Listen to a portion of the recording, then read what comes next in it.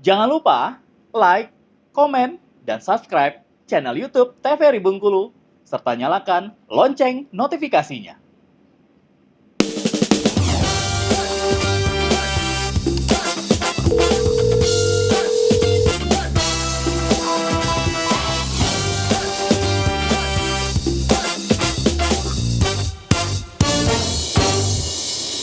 Baik pemirsa, kembali lagi bersama saya di Dokter Kito Besamo Kito Sehat. Langsung aja kita lanjutkan obrolan kita terkait dengan penyakit jantung koroner. Saya ingin bertanya dulu nih kepada Dokter Bella terkait dengan kejadian di puskesmas ya dok. Tadi dokter bilang cukup banyak. Kalau misalnya dari hasil wawancara atau anamnesis nih dok, biasanya kebiasaan apa sih dok yang paling terkait dengan penyakit jantung koroner pada pasien-pasien di puskesmas?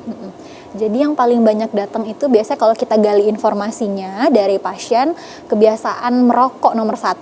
Merokok. Ya, iya. Jadi merokok itu pasiennya sudah bukan sesekali aja merokoknya, tapi sudah bertahun-tahun gitu. Misalnya dia udah, saya ngerokok dok dari SMP, nah gitu. Terus tiba-tiba di umur 32 tahun, 33 tahun masih, itu kan sebenarnya masih usia-usia produktif muda, ya. iya, Itu sudah ada gejalanya tadi, suka nyeri dada nih dok, tapi hilang timbul. Biasanya seperti itu. Atau juga kalau misalnya kalau yang perempuan atau ibu-ibu itu biasanya obesitas, terus dia juga suka makan berlemak seperti itu. Jadi yang tadi seperti sama dikatakan dokter Cindy itu bisa menyebabkan plak juga ya dok ya, di pembuluh darah ya dok ya.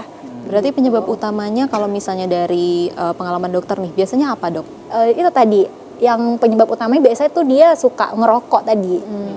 Merokok, obesitas, suka makan makanan yang berlemak, kurang olahraga, kurang aktivitas fisik. Itu Berarti yang balik lagi ya dok, balik lagi ke gaya hidup sehat dan juga pentingnya kontrol dan juga deteksi dini tadi ya dok. Betul. Oke, mungkin kita lanjutkan ya dok. Tadi obrolan kita terkait dengan perjalanan penyakit dan juga faktor risiko gimana terbentuknya plak. Tadi sempat udah dibahas tentang lemak jahat ya dok. Iya, Mungkin LDL. boleh langsung dilanjutkan dokter. Sebelumnya mungkin saya sedikit tambahkan juga. Pasien saya termuda itu kena serangan jantung itu di usia 28 tahun. 28 Iya. tahun dok. Itu kena STEMI. STEMI itu istilahnya penyumbatan jantungnya seluruhnya ya, total oklusi. Nah, itu tuh kita harus tindakan PCI waktu itu ya. Terus kemudian saya juga pernah punya pasien usia 30 tahun meninggal karena kena serangan jantung gitu kan ya. Ya, karena faktor risikonya apa ya, merokok tadi. Nah, seperti Dr. Bella katakan tadi, dia merokok dari usia muda, terus kemudian pola hidup yang tidak sehat, nah menyebabkan itulah tadi meninggal di usia muda. Kan sayang banget ya, Iya. usia 30 tahun yang dimana masih produktif seharusnya kan. Masih sangat produktif. Tapi karena kena serangan jantung malah meninggal kayak gitu. Oke, berarti untuk masyarakat dokter kita di rumah nih kalau udah dengar gini, usia 28 tahun aja udah bisa sumbatan total ya, bukan setengah lagi ya dok ya, udah benar-benar tersumbat pembuluh darahnya. Nah, istilahnya udah tidak mengenal usia lagi ya kan. Karena apa, kalau sana orang zaman dulu kan kita bisa sering tuh dengar orang-orang tuh pakai saya ngerokok masih sehat-sehat aja gitu kan. Itu nenek saya juga ngerokok masih sehat-sehat aja itu kan. Tapi kan mereka zaman dulu pola hidupnya berbeda sama kita sekarang ya kan. Tentu mereka zaman dulu hidupnya sehat, pola makannya sehat, habis itu kemudian jalan sudah karena rumah berjauhan tuh kan, mereka jalan, nah makanya hidupnya Berkebun juga ya dok panjang, ya kan. Nah terus kemudian kalau sana sekarang kita yang sekarang transportasi sudah gampang ya, tinggal buka gini aplikasi ada transportasi gitu kan ya, nggak mau capek istilahnya, nggak mau olahraga itu kan, terus pola hidup sekarang ngerokok tambah ngerokok. Ya ujung-ujungnya serangan juga kayak gitu. Harus dibedakan. Nah, kenapa dulu kakek saya sehat-sehat aja sampai sekarang ngerokok santai-santai aja gitu kan. Beda sama sekarang, pola hidup udah berbeda. Terus kemudian MSG juga sudah berkeliaran sekarang kan ya. Nah, terus kemudian konsumsi garam, konsumsi gula itu juga tidak dibatasi ya kan. Beda sama zaman orang dulu. Kalau dulu ya makan nasi secukupnya, kenyang secukupnya, selesai gitu kan ya. Kalau zaman sekarang udah berbeda. Nah, makanan olahan udah banyak. Harus dijaga pola hidupnya. Kayak gitu ya. Dan apakah ada perbedaan nih dok? Kalau zaman sekarang kan katanya ngerokoknya itu pakai rokok elektrik gitu ya dok ya. Ada bedanya nggak dok? Misalnya katanya ini kan kalau rokok yang tradisional yang sekarang itu karena nikotinnya nih dok. Katanya kalau misalnya elektrik itu kurang gitu. Apakah ada perbedaan ke penyakit jantung gitu dok? Malah kalau seandainya kita baca dari jurnal-jurnal ya, vape itu lebih berbahaya daripada rokok lebih ini. berbahaya, Walaupun misalnya low nikotin ya, nikotinnya rendah, dengan cuma kandungan lainnya kan banyak kan ya. Sesuatu zat yang dari luar radikal bebas masuk ke tubuh kita ya, apapun itu ya berupa nikotin atau yang lainnya gitu kan ya, itu otomatis akan mendestruksi. Destruksi itu istilahnya menghancurkan bagian tubuh kita ya kan. Allah ciptakan kita udah baik-baik sehat gitu kan, kita masukkan racun kayak gitu kan istilahnya kan. Nah itu juga salah ya konsepnya. vape ataupun rokok itu sama-sama berbahaya, sama-sama menyebabkan tingginya radikal bebas. Bukan nikotin saja kayak gitu ya. Walaupun dia low nikotin, istilahnya nikotinnya dikit kayak gitu kan ya, atau tanpa nikotin, free nikotin itu kan. Cuma kan asap itu ya, asap itu udah kandungan CO aja dia dalam tubuh meningkat, itu udah akan menyebabkan radikal bebas meningkat.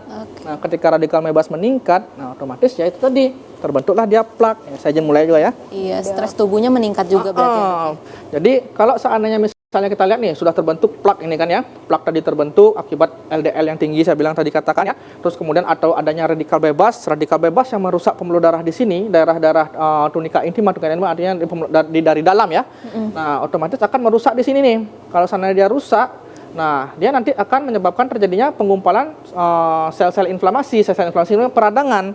Nah, sel-sel peradangan tuh, sel-sel radang itu datang ke sini semua, makin numpuk lah nih dia, makin tebal. Nah, sampailah dia ke penyumbatan sampai ke 90% kayak gini.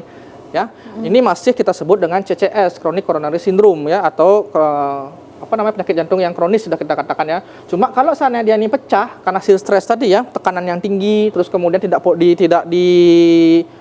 diolah dengan baik ya, tekanan darahnya itu akan menyebabkan plaknya di sini tadi pecah. Nah, kalau seandainya plaknya pecah di sinilah dia menyebabkan serangan jantung, pembentukan aktivasi dari penggumpalan darah. Nah, penggumpalan darah yang signifikan yang akan menutup seluruh pembuluh darah akan menyebabkan dia serangan akut kayak gitu. Ya. Nah, baru kita beralih sekarang ya. Kenapa penyebab utama dari serangan jantung itu sendiri? Nah, penyebab utamanya dari serangan jantung itu kan tadi tersumbat saya bilang ya. Nah, tersumbatnya ini itu kayak bilang tadi penumpukan kolesterol ya awalnya, terus kemudian penumpukan kolesterol ini pecah akan menyebabkan terjadinya bekuan darah. Nah, bekuan darah inilah yang akan menyebabkan terjadinya serangan akut ya. Kalau seandainya dia belum terbentuk bekuan darah yang akut ini, nah itu kita sebut dengan yang masih kronik. Cuma nanti akan sama-sama bergejala ke depannya. Tentu saja kalau seandainya kronik itu kalau seandainya pecah di sini otomatis akan berubah menjadi akut yang akan membahayakan nyawa kayak gitu ya. Kalau untuk ini sendiri dok, plaknya tadi kan ada 30% sampai 90%, ada rentang waktu nggak dok dari 30 sampai ke 90% itu berapa lama gitu dok? Ya. Kalau seandainya perubahan plak itu nggak ada waktunya, tergantung dari mekanisme adaptasi pembuluh darah kita. Nah, kalau seandainya pembuluh darah kita itu mengalami mekanisme yang baik, cukup baik dalam menata laksana plak, maksudnya plak datang terus kemudian sel inflamasinya tinggi kayak gitu kan, itu akan bertahan cukup baik kayak gitu ya. Cuma kalau seandainya kita masih mengkonsumsi hal-hal yang menyebabkan penimbunan plak atau masih mengkonsumsi yang menyebabkan terjadinya tekanan stres yang tinggi, otomatis dia akan lebih cepat lagi kayak gitu. Jadi tergantung keadaan dari pembuluh darahnya masing-masing, bagaimana pembuluh darah mengadaptasi suatu mekanisme adanya plak itu sendiri kayak gitu. Ya, tadi kita tidak bisa menentukan waktu. Makanya tadi saya bilang tuh kenapa bisa usia muda bisa terkena serangan jantung, bisa meninggal mendadak di usia muda di 28 tahun, di 30 tahun itu kenapa bisa meninggal? Ya karena tadi dia mekanisme pembuluh darahnya itu tidak baik karena rokoknya terus dipakai itu kan, radikal bebasnya terus meninggi. Nah, kita ketahui bahwa radikal bebas itu merupakan salah satu penyebab pecahnya plak di sini. Nah, kita bayangin aja tuh, masuk racun terus gitu kan ya. Nah, terus kemudian pembuluh darah di sini makin lama makin rusak, terus kemudian pecah. Nah, tersumbatlah dia hebat, terbentuk bekuan darah yang kuat kayak gitu, ya.